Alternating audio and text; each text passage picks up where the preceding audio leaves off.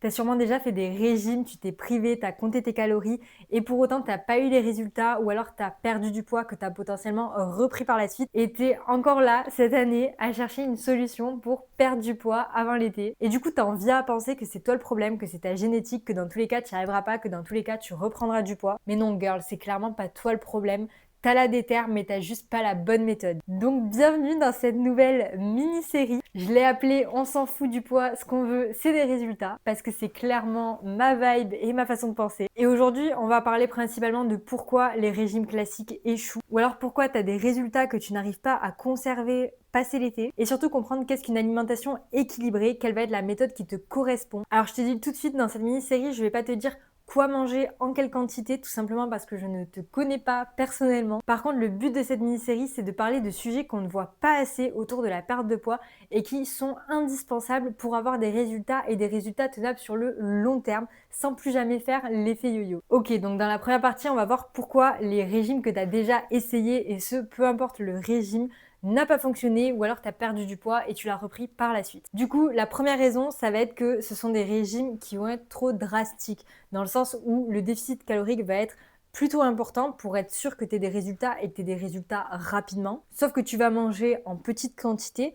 tu vas tout simplement avoir faim, potentiellement être fatigué et ton corps va te réclamer de l'énergie. Donc tu vas peut-être tenir les 2 premières semaines, mais au fur et à mesure, ça va être beaucoup plus compliqué. En fait, je suis en train de me dire les 3 raisons sont clairement liées. Parce que du coup, ce qui va faire que ton corps va te réclamer de l'énergie, ça va faire que tu vas avoir des périodes où tu as envie de craquer. Mais pourquoi? Parce que du coup, la deuxième raison du fait que les régimes ne fonctionnent pas, c'est le fait que tu vas te priver de tous les aliments un peu plaisir. Tu vas considérer comme mauvais, en tout cas qui vont dans ta tête t'empêcher de perdre du poids. Donc ça peut être le chocolat, ça peut être un verre en terrasse, ça peut être une recette avec de la burrata, je sais pas, peu importe. Mais en gros, des aliments que tu vas considérer comme mauvais ou en tout cas qui vont t'empêcher d'atteindre ton objectif. Donc tu vas t'en priver ou alors tout simplement parce qu'ils ne sont pas dans le plan du régime que tu suis. Et le fait que du coup ton corps te réclame de l'énergie plus que tu aies généré de la frustration à t'interdire ce genre d'aliments va faire que le jour où tu auras l'opportunité d'en manger, tu vas en manger beaucoup plus que ce que tu aurais mangé en temps normal. Et typiquement, si je prends un exemple très concret, ça va être une soirée entre potes. En temps normal, tu aurais picoré quelques chips, quelques bonbons peut-être, etc. Mais là, le fait de te dire, ok, toute la semaine j'ai fait des efforts, j'ai tout respecté, j'ai tout bien mangé, etc. Tu vas arriver à la soirée en disant, ok, ce soir j'ai le droit de me faire un peu plus plaisir, mais vu que c'est des aliments que tu as associés comme mauvais et comme j'ai pas le droit la semaine et j'y ai droit maintenant, c'est des aliments que tu vas manger en quantité beaucoup plus importante qu'en temps normal. Parce que tu vas garder en tête ce truc de aujourd'hui j'y ai droit. Je sais pas si c'est clair ce que je dis, bref. Et la dernière raison du fait que les régimes ne fonctionnent pas, c'est le fait que les personnes ne gèrent pas l'après-perte de poids.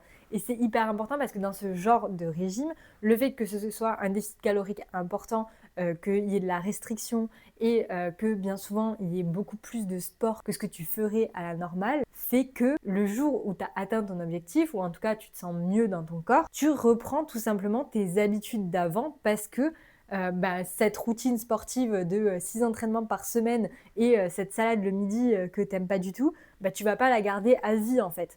Donc tu reprends tes habitudes et forcément tu reprends le poids que tu as perdu puisque tu n'y es pas allé step by step, tu n'as pas trouvé des habitudes qui seront tenables et qui se correspondront à ta vie et à tes contraintes de vie. Tu n'auras pas créé un nouveau mode de vie qui te convient et dans lequel tu es bien et tu es heureuse. Tu auras tout simplement créé un événement court terme qui t'aura permis d'atteindre ton objectif.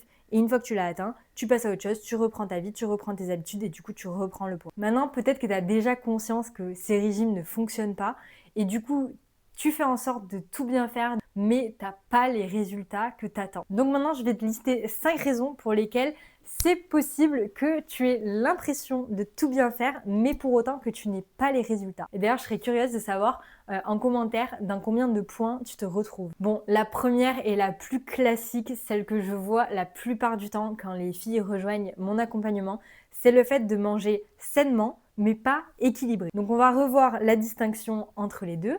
Manger sainement, ça va être manger principalement des aliments bruts, du fait maison, faire attention à consommer suffisamment de fruits, de légumes, globalement avoir une alimentation clean et pas ou peu transformée. Alors qu'avoir une alimentation équilibrée, Ça va être le fait d'avoir un équilibre entre les différents macronutriments, donc glucides, protéines, lipides, pour être sûr d'apporter à ton corps ce dont il a besoin. Et d'ailleurs, je parle de macronutriments, mais je parle évidemment aussi de micronutriments qui sont hyper importants et très souvent mis de côté. Ce qui veut dire que tu peux avoir l'impression de manger hyper bien et de tout faire bien en mangeant sainement, sans pour autant avoir un équilibre entre tes macronutriments. Par exemple, tu vas manger à midi une salade avocat, feta, salade, d'huile d'olive, olive et des tomates, admettons. Un peu une salade grecque au final. Bah, typiquement, ta salade, elle va avoir très peu de féculents, donc très peu de glucides, et elle va avoir très peu de protéines, puisqu'il y aura des protéines bah, voilà, un petit peu dans la feta, etc.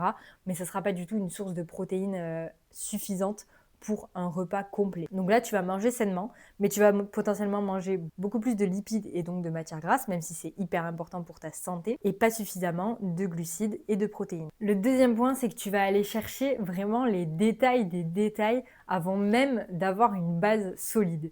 Et ça aussi, je le vois énormément, mais tu vas te poser des questions de à quelle heure il faut que je mange et dans quel ordre il faut que je mange les aliments. Est-ce qu'il vaut mieux que je consomme de l'huile d'olive ou de l'huile de coco? Alors que, à côté de ça, tu dors mal, tu gères pas ton stress, tu es ultra sédentaire et tu gères pas ton équilibre dans ton assiette. En gros, ce que je veux dire là, c'est que il y a des bases à mettre en place avant d'aller chercher les détails. Genre, c'est hyper bien d'avoir cette conscience et de vouloir bien faire et de vouloir perfectionner son alimentation.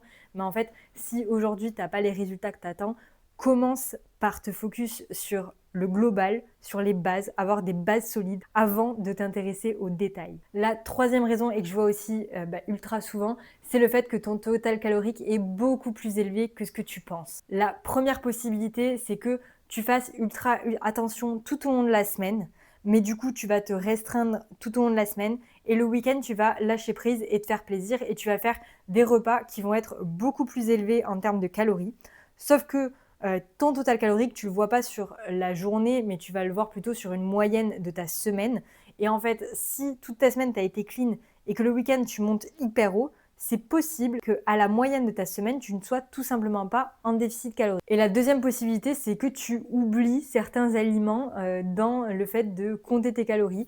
C'est-à-dire que tu vas traquer ce que tu manges, etc. Tu vas faire attention à ton alimentation, à rester dans ton total calorique, mais tu vas rajouter, sans trop t'en rendre compte, une petite poignée d'amandes par-ci, un petit carré de chocolat en plus par-là, un peu de lait dans ton café, une cuillère à soupe d'huile dans ta poêle au lieu d'une cuillère à café. En fait, c'est des petites choses dans ta journée, donc tu t'en rends pas forcément compte et tu te dis bon allez c'est pas énorme, c'est 30, 40, 50 cales, mais en fait additionné tout au long de ta journée, ça va faire que tu seras potentiellement en excédent de 100, 200 ou 300 calories comparé à ce que tu avais calculé au départ. Et d'ailleurs, l'autre point, parce que ça m'y fait penser, c'est aussi que du coup, on a tendance à sous-estimer ce qu'on mange, mais on a surtout tendance à surestimer notre dépense.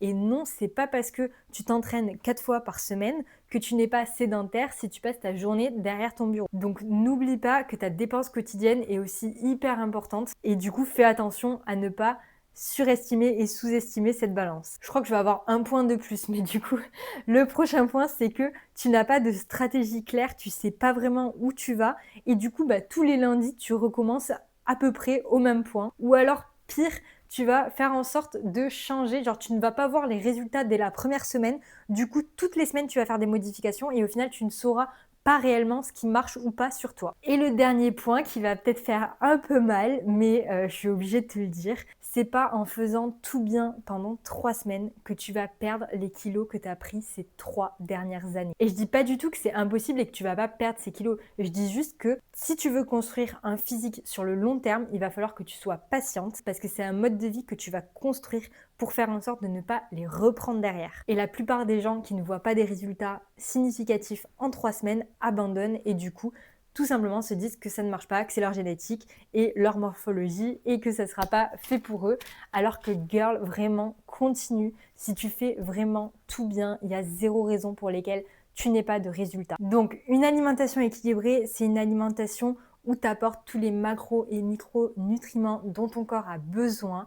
une alimentation qui te donne suffisamment d'énergie pour pouvoir tout simplement vivre, mais aussi performer pendant tes séances, qui est compatible avec ta vie sociale, ta culture, tes envies et tes goûts, et surtout qui ne crée pas de frustration ou de culpabilité. En gros, c'est une alimentation durable qui va devenir ton mode de vie que tu vas apprécier, où tu n'auras tout simplement pas l'impression d'être au régime. Alors non, je dis pas que ça va être facile et que ça va nécessiter aucun effort, parce que forcément, tu vas mettre en place des habitudes que aujourd'hui tu n'as pas dans ta vie. Mais pour autant, le but, c'est vraiment d'y aller step by step, de trouver ce qui te correspond à toi, à ta vie, à tes contraintes, pour que justement tu crées ton propre mode de vie sur le long terme. Donc une des questions qui revient le plus, c'est est-ce que je dois compter mes calories? Donc je vais être très honnête, le fait de compter tes calories, ça va être la méthode la plus fiable pour perdre du gras. Ça va te permettre d'apprendre à manger, d'apprendre ce que représentent les aliments et les quantités. Donc ça va te permettre de devenir autonome dans ton alimentation. Et surtout, ça va te permettre de te rendre compte que tu peux intégrer des aliments un peu plus plaisir à ton quotidien, tout en évitant évidemment de partir dans l'extrême parce que c'est pas le but, on mange quand même sainement pour sa santé. Mais globalement, il faut que tu le vois comme un outil qui va te permettre au quotidien d'apprendre à manger, de gérer tes quantités et donc d'avoir des résultats. Le fait d'atteindre un objectif sans compter ses calories, c'est possible. C'est juste que forcément, surtout si tu n'as jamais eu l'occasion de compter tes calories auparavant, tu ne sais pas exactement ce que représentent les quantités, les aliments, etc. Donc ça va être beaucoup plus difficile d'être fiable. Mais c'est pas impossible dans le sens où tu as des habitudes alimentaires et si tu réduis un petit peu chaque catégorie d'aliments, tu vas potentiellement du coup consommer moins que ce que tu faisais avant et par conséquent avoir des résultats. Le seul problème avec le fait d'écouter son corps et d'écouter sa faim et ses sensations, etc., c'est que quelqu'un qui a une relation compliquée vis-à-vis de la nourriture, qui va avoir beaucoup de culpabilité et qui va réfléchir la plupart du temps avec sa tête plutôt qu'avec ses sensations de faim et de satiété, ça sera beaucoup plus compliqué de se faire confiance et d'arriver à mettre ça en place sereinement. L'un ou l'autre, c'est un choix qui t'appartient. On entend souvent la comparaison d'aller d'un point A à un point B avec un GPS ou sans. Avec un GPS, tu as un outil qui va te permettre d'y aller beaucoup plus rapidement. Et dans l'autre cas, tu as aussi des chances d'y arriver, mais ça va potentiellement te prendre plus de temps. Donc tu l'as compris, moi je suis plutôt de la team je compte mes calories. J'ai compté mes calories pendant des années pour la fiabilité et le fait de devenir autonome sur le long terme.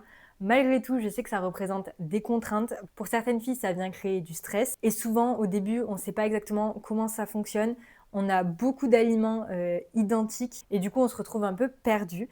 Et c'est exactement pour ça que j'ai créé mon application qui est en gros à mi-chemin entre les deux, puisque l'idée, c'est vraiment que tu réfléchisses uniquement à ce que tu as envie de manger et moi, je te donne automatiquement les quantités en fonction de ton plan et de ton objectif. Et en plus de ça, on apprend ce que représentent les aliments, les portions et on devient aussi autonome sur le long terme. J'en parle rapidement parce que cette semaine, j'ouvre des places dans l'accompagnement, donc si ça t'intéresse, je te mets le lien dans la description. Mais ce qui compte, c'est que tu trouves vraiment ce qui te correspond. Donc avoir une alimentation équilibrée, comprendre pourquoi les régimes que tu fais habituellement échouent et surtout que tu aies quelques pistes de réflexion sur pourquoi tu as l'impression de tout bien faire et de ne pas avoir des résultats, ça me semblait être les 3 points clés à aborder dans cette première vidéo. Mais l'idée sur les prochains épisodes, c'est d'aller plus loin que l'alimentation. On va parler de discipline, de motivation, de pression, de poids sur la balance, de savoir lâcher prise, de trouver un équilibre au quotidien entre la vie sociale, les objectifs physiques. On va parler aussi de l'entourage, de l'estime de soi, de la confiance en soi. Bref, comme je te l'ai dit, tout ce qui va impacter ta perte de poids et dont on n'entend pas suffisamment parler. Si cette vidéo t'a plu, abonne-toi, mets un like, partage à ta pote qui elle aussi est en galère et surtout reste connecté. Je te souhaite une très bonne semaine et je te fais des bisous ma girl.